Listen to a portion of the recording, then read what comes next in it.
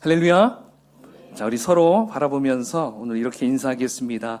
예수님이 당신을 사랑하십니다. 고백합시다. 아멘. 네. 오늘 날씨가 굉장히 추웠죠. 네. 이제 드디어 겨울다운 계절이 된 것 같습니다. 또 크리스마스가 이제 다음 주면 또 크리스마스가 돌아오는데요. 어떻습니까? 요즘 대림절 기간 잘 보내고 계십니까?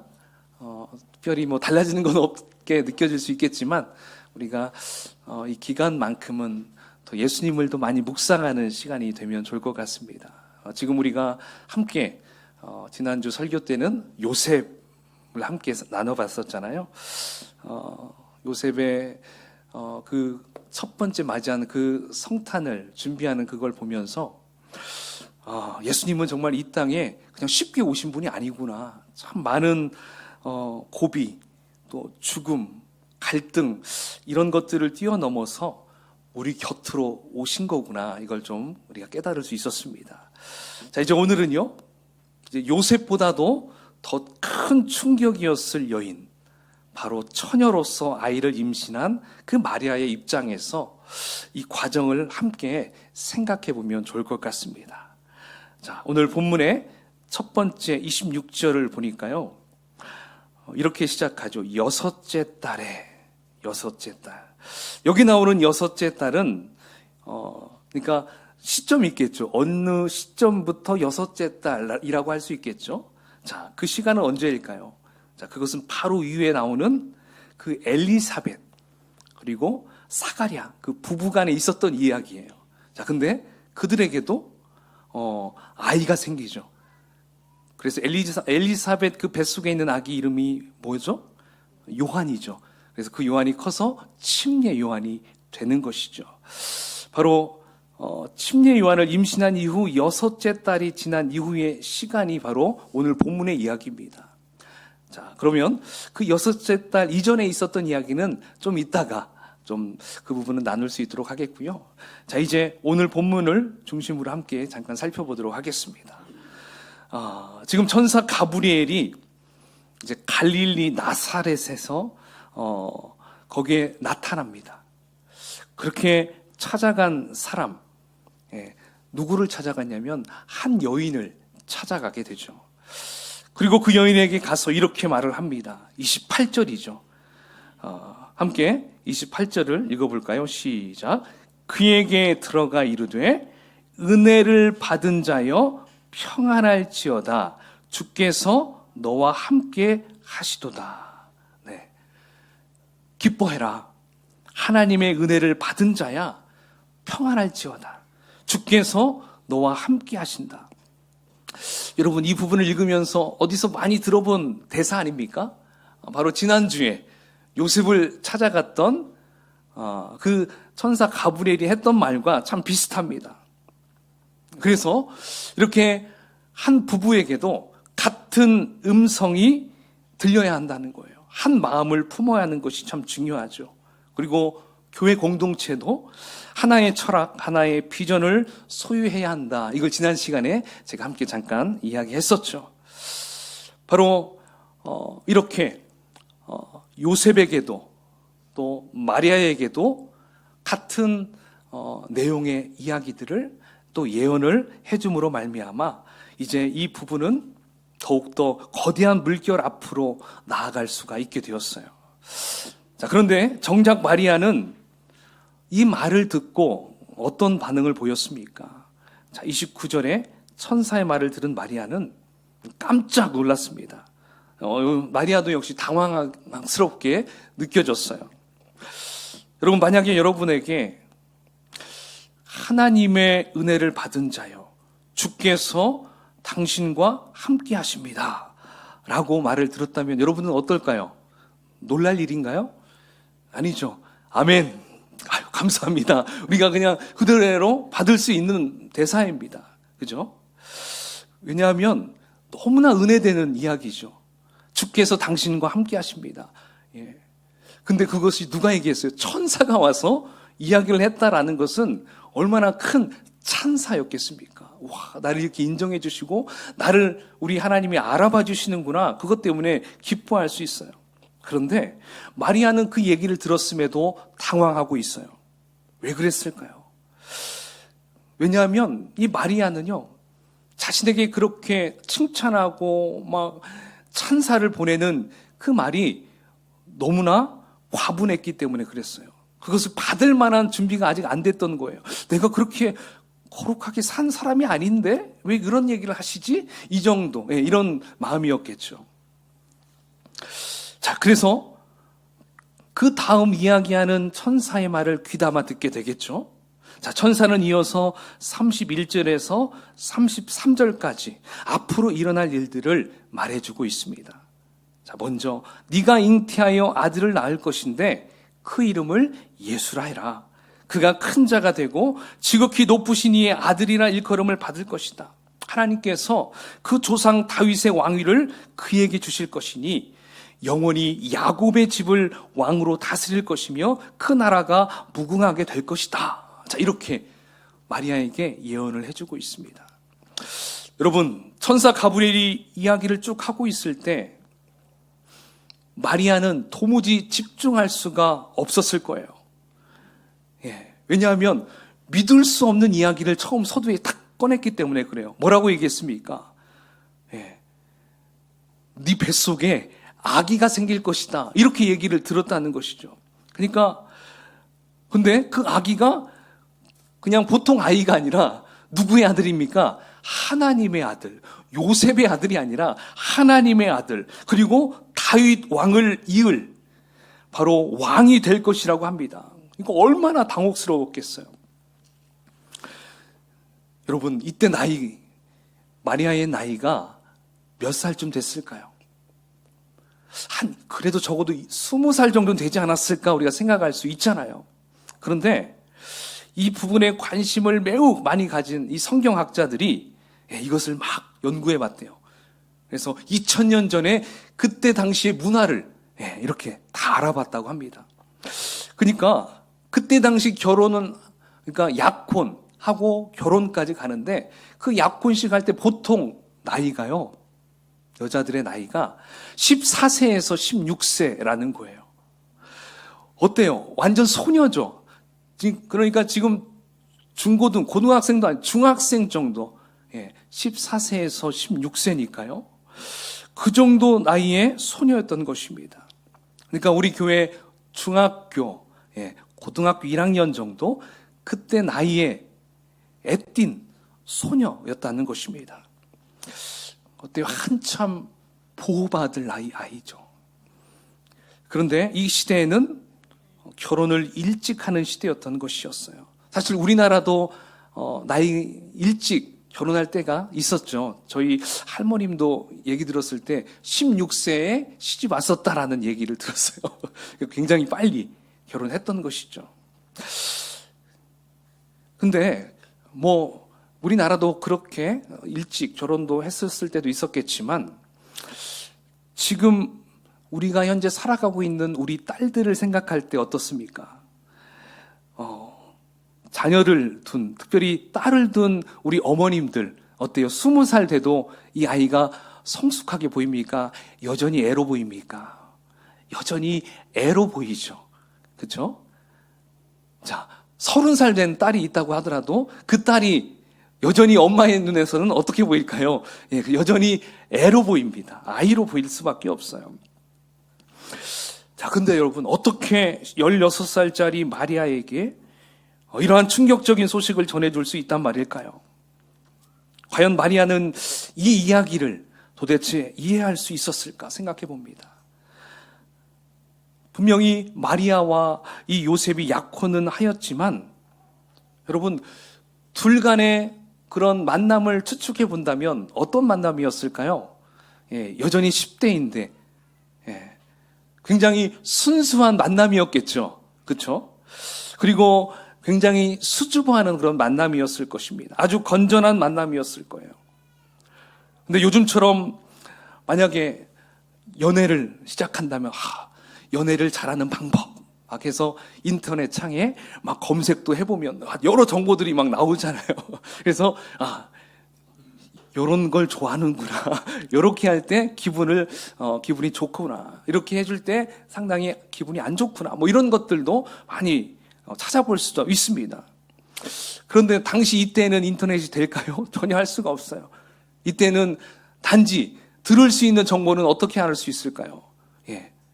본인보다 먼저 결혼한 선배들을 통해서 들을 수 있겠죠.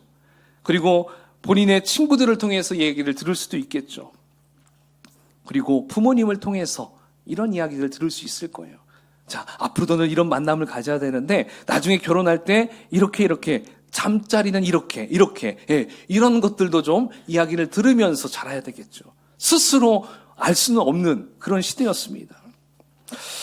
그래서 결혼하기 전까지는 그저 얼굴만 바라보고 손도 꽉 잡을 수도 없을 거예요. 그냥 깨끼 손가락만 살짝 걸고 다닐 정도로 그렇게 수줍음을 타는 그런 관계였을 것입니다. 근데 그러한 사귐 속에 있는 이 마리아에게 천사가 찾아와서 갑자기 네 뱃속에 애가 생길 거다 이렇게 이야기를 들으니 얼마나 놀랐겠습니까? 마리아의 충격은 우리가 생각할 수 있는 그 충격 그 이상의 충격이었을 것입니다.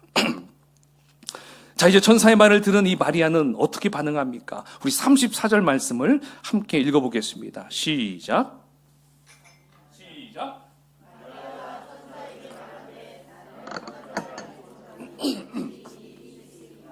예, 천사요, 저는 남자를 알지 못하는데 어떻게 이런 일이 가능합니까? 이렇게 물었습니다. 여기서 남자를 알지 못한다 해서 알다 라는 말은 그냥 나 그 사람 알아, 그 사람 이름 알아, 그 사람에 대해서 알아, 그런 의미가 아닙니다. 지금 여기에서 알다라는 말은 히브리어로 야다라고 해서 부부간의 잠자리를 뜻하는 단어예요. 그러니까 성적인 결합, 예, 이것을 의미한다는 것이죠. 그러니까 마리아는 지금까지 그런 세계를 가보지도 아직 못했어요. 성적인 경험도 하지 않았고 아는 것도 아무것도 없다라는 것입니다. 그런데 어떻게 내가 임신할 수 있겠습니까? 묻는 것이죠. 자, 이제 천사는 앞으로 일어날 일을 말해줍니다. 우리 35절을 같이 볼까요? 시작. 천사가 성령이부터 읽을까요? 시작. 성령이 내게 임하시고 지극히 높으신 이의 능력이 너를 덮으시리니 이러므로 나실 바 거룩한 이는 하나님의 아들이라 일컬어지리라. 아멘. 자, 이제 앞으로 일어날 일들을 이야기해 주는데요. 가장 먼저 성령이 임하게 된다. 자, 그리고 지극히 높으신 이의 능력. 지극히 높으신 이가 누굽니까? 하나님이죠. 하나님의 능력이 마리아를 덮게 된다라는 것입니다. 마리아를 덮게 된다. 바로 여기에서 덮게 되다, 감싸지게 되다라는 말은 아이가 엄마 뱃속에 들어간 상태다라고 말을 할 수 있어요. 여러분, 우리 모두는 엄마의 뱃속에 몇 달 동안 있었습니까? 10개월 동안 거기 안에서 있습니다. 그래서 이 자궁 안에는요, 뭘로 채워져 있습니까? 물이죠. 물로 가득 채워졌습니다. 그래서 그 물 속에 그 태아는 가득 침수된 상태예요. 그냥 그 안에 가득 채워진 상태입니다. 그래서 이것을 우리가 침례라고 말을 할 수가 있어요. 완전히 덮였다. 그리고 우리가 또 성령 충만이라고 얘기도 하잖아요. 이 성령 충만이라는 단어를 쓸 때도 이 충만은 우리 어떤 물체를, 어떤 물건을 완전히 덮어버린 상태다라고 말할 수가 있어요. 마치 여러분 예전 영화에서 타이타닉호가 물속으로 어떻게 됩니까? 완전히 잠겨져. 완전히 가라앉아서 거기에 바닷속에 깊이 잠겨있는 상태, 이것이 충만한 상태다 우리가 얘기를 할 수가 있습니다. 그러므로 우리가 침례식은 완전히 물 안에 들어가 있다가 어떤 누군가의 힘에 의해서 끌어내어 구원되는 사건을 표현하는 하나의 의식이라고 말할 수가 있어요. 그러니까 우리는 실제 침례를 받게 되잖아요.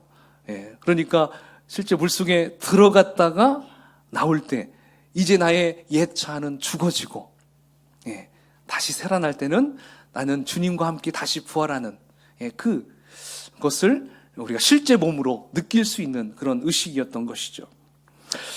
바로 이처럼 천사 가브리엘은 마리아에게 네가 아이를 갖게 되면 그 아이가 너의 뱃속에서 이제 완전히 물에 덮게 되는 형태가 될 것인데, 그 전에 무슨 일이 있냐면 성령이 임하시고, 그리고 하나님의 능력이 먼저 그 아이를 감싸지게 될 것이다, 이렇게 이야기하고 있다는 것입니다.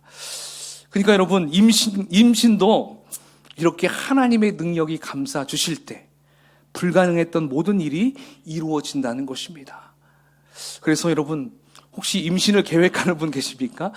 둘째가 필요해, 이런 분들 계신다면, 내가 아이를 갖기 전에 하나님의 능력을, 그리고 전능하신 하나님의 능력이, 지극히 높으신 그 분의 능력이 우리의 삶을 감싸 줄 수 있도록, 먼저 하나님의 능력이 나를 감싸 안을 수 있도록 기도한 다음에 우리가 정말 둘째를 갖든지 셋째를 갖든지 그렇게 하는 게 참 중요한 것 같아요. 물론 아이를 낳는 부분도 중요할 수 있겠지만, 우리가 어떤 일을 하든, 그렇죠, 사업을 하든, 우리가 어떤 직장을 바꾸든, 항상 뭐가 앞서야 된다는 것입니까? 하나님의 능력이 우리의 삶이 감싸 안아야 된다는 것입니다. 이것이 오늘 본문을 통해서 우리는 또 알 수가 있다는 것이죠. 자, 이렇게 천사는 이렇게 마리아에게 성령의 임재하심과 하나님의 능력으로 임신할 것을 전해 주었습니다. 그리고 태어난 아들이 거룩한 하나님의 아들일 것이라고 말해주죠. 자, 여기까지는 참 좋았습니다. 문제는 그 천사의 말을 들은 이 마리아, 이것이 실감이 났을까요? 나지 않았을까요? 안 났을 거예요. 다른 사람 이야기하는 것처럼 느껴졌을 거예요. 도대체 내 상황과 맞지 않는 선포이기 때문에 이건 나하고 별로 상관이 없게 느껴졌다는 것이죠. 마치 이것은 나는 전혀 준비가 안 돼 있는데, 하나님이 너 중국 선교사로 떠나, 너 가작으로 떠나, 너 이제 곧 통일이 될 텐데 북한으로 떠나, 막 이런 이야기를 지금 나에게 한 것과 똑같다는 거예요. 준비가 됐다면 아멘, 가겠습니다, 이렇게 갈 수가 있는데 전혀 준비가 안 된 상태예요. 지금 마리아가 그러한 심정이었습니다. 근데 여러분, 천사 가브리엘은 마리아에게 자기가 할 이야기만 딱 하고 떠난 것이 아니었습니다. 이 상황을 받아들일 수 있도록 다시 한번 도와주고 있어요. 자, 그것이 오늘 본문의 26절에 말씀하고 있는 여섯째 달 이후 바로 이 말씀이 시작된 거예요. 자, 그 여섯째 달에 대한 내용이 36절에 나옵니다. 우리 36절을 함께 읽어보겠습니다. 시작.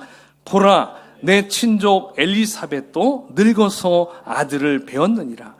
본래 임신하지 못한다고 알려진 이가 이미 6달이 되었나니. 자, 여러분, 마리아의 친족 엘리사벳 이야기를 지금 해주고 있다는 것이죠. 자, 엘리사벳의 나이는 몇 살일까요? 확실히는 몰라요. 그런데 고령의 할머니예요. 그러니까 60, 70세 그 이상 되는, 정말 이제 더 이상 아이를 가질 수 없는 그러한 나이가 된 여인이었습니다. 그런데 그렇게 나이 많은 나이에 아이를 가졌다라는 것입니다.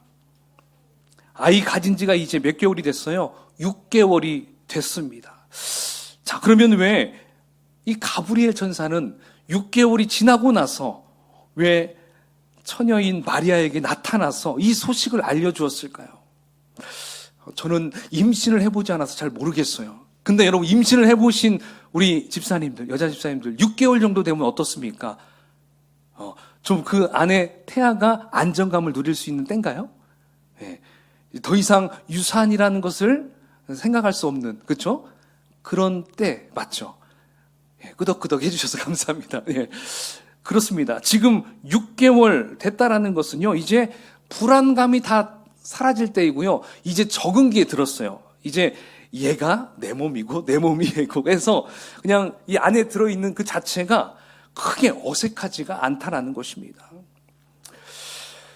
자, 그래서 이제 이 상황이 되어서 천사 가브리엘이 마리아에게 찾아가서 그 이야기를 해줬다는 것입니다.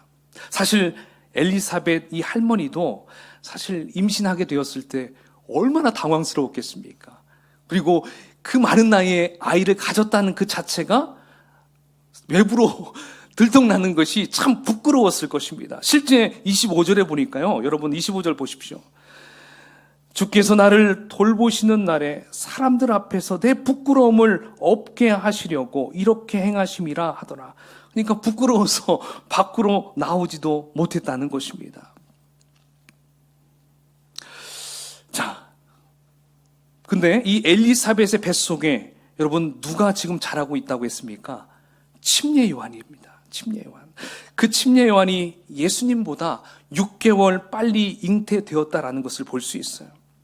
자, 이렇게 엘리사벳은 할머니의 몸으로 임신한 지 6개월이 되어서 이제 적응기가 다 되었을 때 그때 가브리엘 천사가 마리아에게 찾아간 것입니다.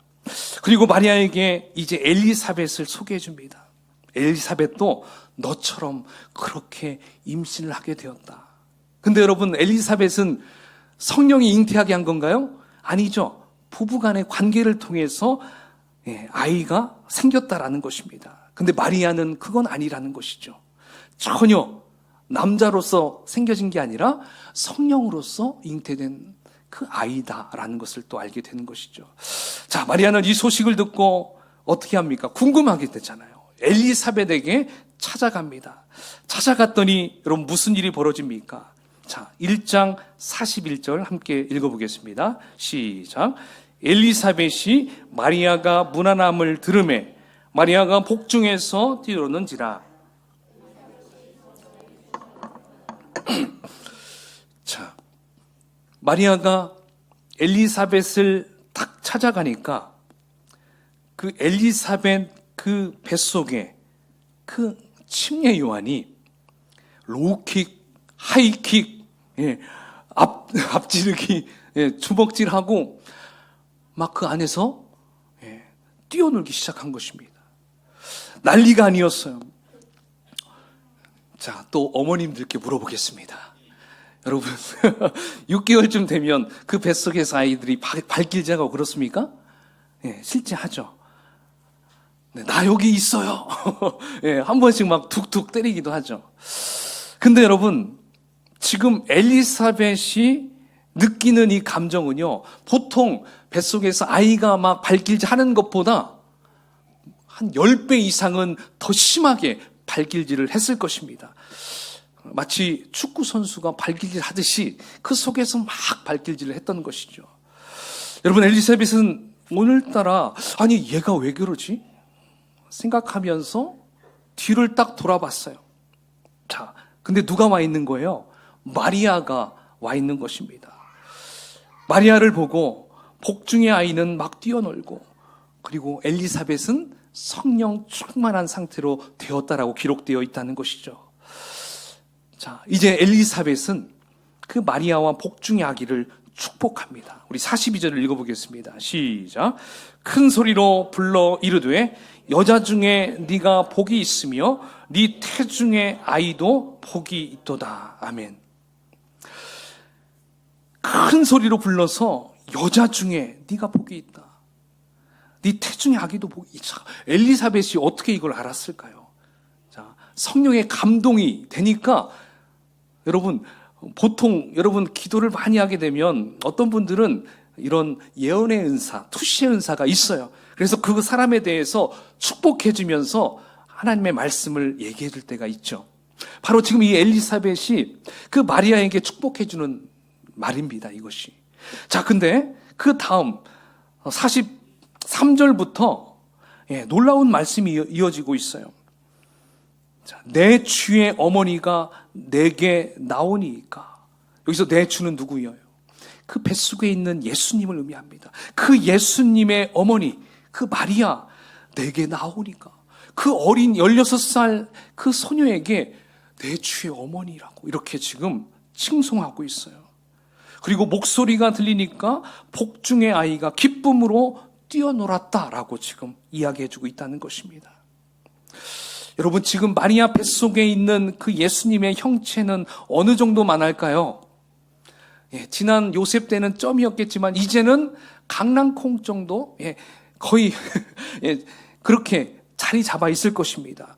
아직 사람으로서 형체가 되지 않았을 그런 상태였을 거예요.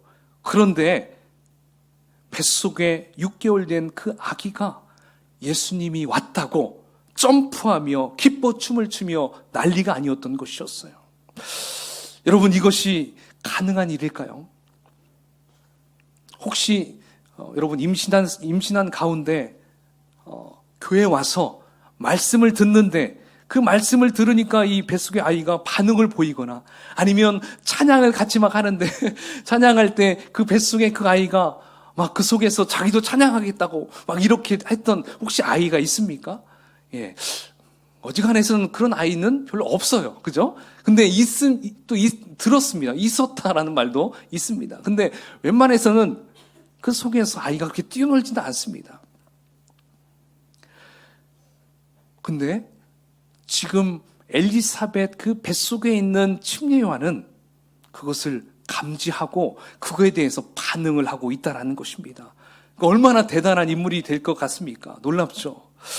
자, 그렇다면 여러분, 그 뱃속에 있는 그 예수님의 입장에서는 어떠실까요? 이야, 내가 왔다고 나를 반겨주는 이 아이가 있구나. 그게 이제 6개월 된 친척이자 친구이자 내 동갑내기, 나를 유일하게 이해해 줄 줄 아는 친구, 그게 바로 침례 요한이죠. 바로 예수님과 침례 요한의 사이는요, 복중에 있는 상황에서부터 그때부터 서로 교감할 수 있는 사이였다라는 것을 볼 수가 있다는 것이죠. 침례 요한은 예수님의 길을 예비하기 위해서 먼저 사람들에게 선포하고 회개를 깨우쳤던 그 인물이잖아요. 여러분, 이처럼 침례 요한은 그 뱃속에 있을 때부터 예수님을 굉장히 그 예수님에 대해서 환호하고 그분을 축복하는 어떤 그런 모습을 보여줬다는 것입니다. 자, 그렇다면 마리아에게 있어서 이 엘리사벳은 어떤 사람이었을까요? 자, 엘리사벳 역시 초자연적인 능력으로 임신을 하게 됐어요. 임신할 수 없는 몸이었지만 임신을 하게 되었잖아요. 그렇죠? 그리고 먼저 아이를 갖게 된 선배 임산부였어요.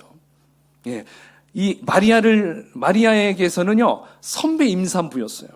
그래서 처음으로 임신을 하게 된 이 마리아에게 어떻게 이야기해 줬을까요? 여러 가지 조언도 해줬겠죠. 지금까지 썼던 육아일기도 보여줬겠죠. 이때는 이렇게 준비해야 되고, 이때는 이거 준비해야 되고, 이런 거 하나하나 다 가르쳐 줬을 것입니다. 그리고 몸의 변화도 이렇게 저렇게 바뀔 수 있다고 코칭을 해 줬을 거예요. 여러분, 마리아는 이렇게 엘리사벳의 집에서 평안을 찾고, 그리고 그 안에서 이제 그러한 마음에 가지고 있었던 당혹스러움, 두려움, 이러한 것들을 다 떨쳐버릴 수 있었던 것이었습니다. 자, 이렇게 되니까 이전에 가브리엘이 얘기했던, 자신에게 이야기했던 그 많은 예언들이 이제 머리로만 기억했던 것이 내 가슴으로 내려와서 그것을 이해하게 됐고요. 그리고 그 모든 것들이 이루어질 것이라는 믿음이 생겼다라는 것입니다. 자, 이제 엘리사벳의 이야기를 들은 마리아는 46절부터 자기도 모르게 노래가 나옵니다. 여러분, 46절을 한번 볼까요?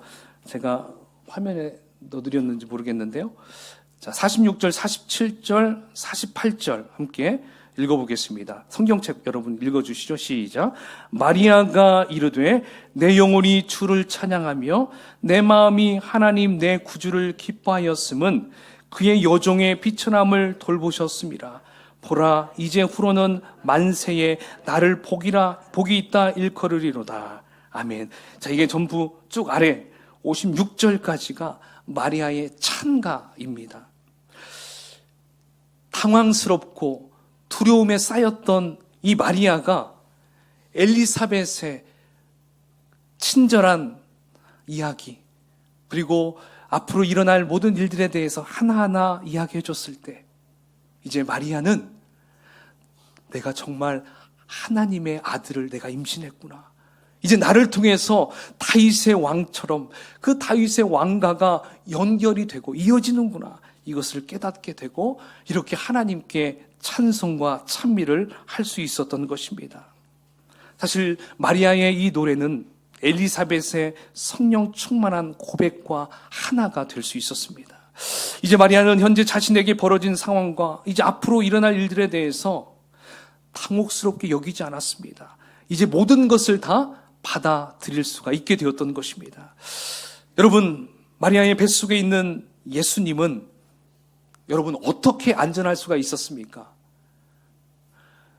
혼자서 안전을 취한 게 아니었습니다. 선하신 하나님께서 바로 이 모든 것을 마리아 혼자 감당하지 않게 했어요.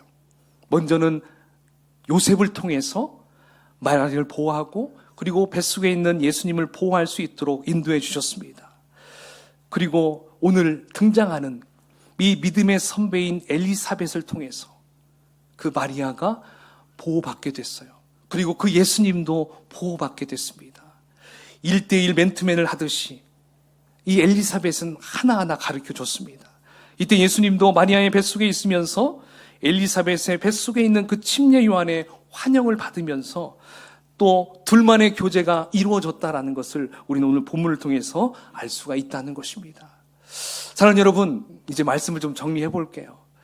오늘 첫 번째 성탄, 이 성탄을 준비하는 이 마리아, 우리 함께 살펴보면서 사실 마리아는 지난주 함께 살펴봤던 요셉보다도 더 당혹감, 더 두려움이 찾아왔었습니다.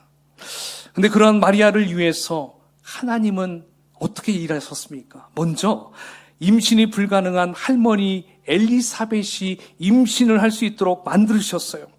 그리고 6개월 후에 마리아가 예수님을 잉태할 수 있도록 만들어줬어요. 먼저 하나님은 엘리사벳을 임신하게 했고요. 그 다음에 6개월 후에 마리아를 임신하게 했다는 것입니다. 그래서 하나님은 이 소식을 천사 가브리엘을 통해서 먼저 엘리사벳에게 얘기해주고 그 다음에 6개월 후에 마리아를 찾아가서 그 일들을 이야기해줬어요. 그리고 마리아에게 앞으로 네가 아기 예수, 이 세상을 구원할 메시아를 네가 잉태할 것이다. 이렇게 얘기해줬을 때 아까 어땠습니까? 마리아가 받아들이지 못했죠. 그래서 엘리사벳이 너보다 먼저 임신했었다. 그녀도 임신할 수 없는 상황이었지만 임신하게 되었다. 그래서 엘리사벳을 소개해 주죠. 자, 그러니까 마리아는 이제 엘리사벳에게 찾아가서 엘리사벳이 모든 이야기들을 다 해주면서 그 안에 있던 모든 당혹감과 두려움이 다 사라질 수가 있었던 것입니다. 그리고 그 안에서 성령이 함께 하심을 이 마리아가 경험할 수가 있었던 것이죠. 여러분, 저는 오늘 본문을 보면서 하나님께서는 예수님을 탄생하기 위해서 참 많은 사람들을 붙여주시고 그리고 그들을 통해서 예수님이 이 땅에 나오게끔 도와주시는구나, 이것을 느꼈습니다. 사실 여러분, 우리 주변에는 누군가의 도움이 필요한 자들이 얼마나 많은지 몰라요. 근데 그러한 자들과 한 5분, 10분 대화에서는 알 수가 없습니다. 겉보기에는 정말 다 건강하게 보이고 정말 다 잘 사는 것처럼 느껴집니다. 근데 그 사람하고 한 20분, 30분 이야기를 좀 더 깊이 들어가다 보면 어떻습니까? 대부분 그 사람이 가지고 있는 어떤 문제, 아픔, 상처들이 하나하나 나오게 되는 것을 저는 경험해 봤어요. 여러분도 느껴봤습니까? 예, 우리가 차를 마시면서 얘기해. 그러면 처음에는 숨기고 있다가 조금씩 꺼내요. 그래. 같이 그걸 공감해주고 그랬었구나. 그러면 더 큰 얘기를 막 꺼내요. 여러분, 우리가 목장도 마찬가지입니다. 목장에서 나눔을 할 때도 그냥 늘상 하는 목원들이 있어요. 그런데 여러분, 그 목원들은 실제 그러한 삶만 사는 것이 아닙니다. 그러한 사람도요, 목장 모임이 막 은혜가 되고 또 나를 오픈하고 싶은 때가 딱 온다는 것이죠. 그때 그 목원들은요, 자연스럽게 내 내면의 이야기가 나오고 자신의 약점도 나오고, 그리고 부부간에 있었던 어려움도 막 꺼내고요, 그리고 이런저런 이야기들을 막 꺼내요. 그래서 목장에서 우리 목자 목녀님들은 기다려야 돼요. 우리 목원들이 왜 저분은 오픈하지 않지? 고민할 필요 없어요. 때가 되면 그러한 모든 분위기가 본인에게 자연스러워지면 그 안에서 다 나오게 되어 있다는 것이죠. 여러분, 그때 우리가 어떻게 해야 될까요? 그러한 많은 어려움들을 우리에게 얘기할 때, 그때 오늘 마리아를 카운셀링 해주었던 이 엘리사벳과 같이 우리가 그들을 도와야 될 줄로 믿습니다. 여러분, 이때는 우리가 성경적인 지식이 필요한 게 아니에요. 내가 경험한 예수님을 이야기해 주면 됩니다. 내가 기도해서 해결받았던 이야기들을 그 힘들어하는 자에게 얘기해 주면 됩니다. 할렐루야. 그래서 우리는 이 크리스마스를 좀 더 이렇게 의미 있게 좀 보냈으면 좋을 것 같아요. 정말 엘리사벳이 이 마리아에게 찾아온 마리아에게 하나하나 얘기해 줬던 것처럼, 우리도 누군가 두렵고 떨리고 힘들어하는 지체에게 정말 그들에게 찾아가서 그들에게 어려움들을 같이 공감해주고, 또 그들에게 축복해주고 같이 기도해주고, 그렇게 해준다면 어떻게 될까요? 오늘 마리아가 그 마음에 있는 모든 것을 다 해결받은 것처럼 우리를 통해서 그렇게 해결받을 줄로 믿습니다. 아멘. 그러니까 여러분, 이러한 크리스마스를 우리가 보내야 된다는 것입니다. 그냥 우리가 막연하게 예수님 오셨으니까 메리 크리스마스 캐롤 부르고 이게 중요한 게 아니라, 우리가 이 땅의 엘리사벳과 같이 정말 하나님이 필요한 자들에게, 그리고 그 마음 가운데 힘들어한 모든 지체들이 부족한 나를 통해서, 여러분 사실 엘리사벳 그렇게 드러나거나 유명한 사람이 아닙니다. 정말 작고 초라한 할머니와 같은 그런 분이었잖아요. 근데 하나님은 그를 사용하셨어요. 여러분, 이 시대에도 우리 하나님은 작은 영웅들을 통해서 하나님의 나라를 이루어 가신다는 것입니다. 어떤 위대한 목회자를 통해서 하나님의 나라를 이루어가는 것이 아니라 저와 여러분과 같이 이름도 없이 빛도 없는 자들을 통해서 하나님의 나라를 이루어 간다는 것입니다. 그것을 여러분 기억하시고 오늘 한 주일 여러분 우리를 필요로 하는 자들에게 찾아가서 그들을 위로했으면 좋겠습니다. 할렐루야. 자, 이 시간 우리 같이 한번 기도하는 시간 갖도록 하겠습니다.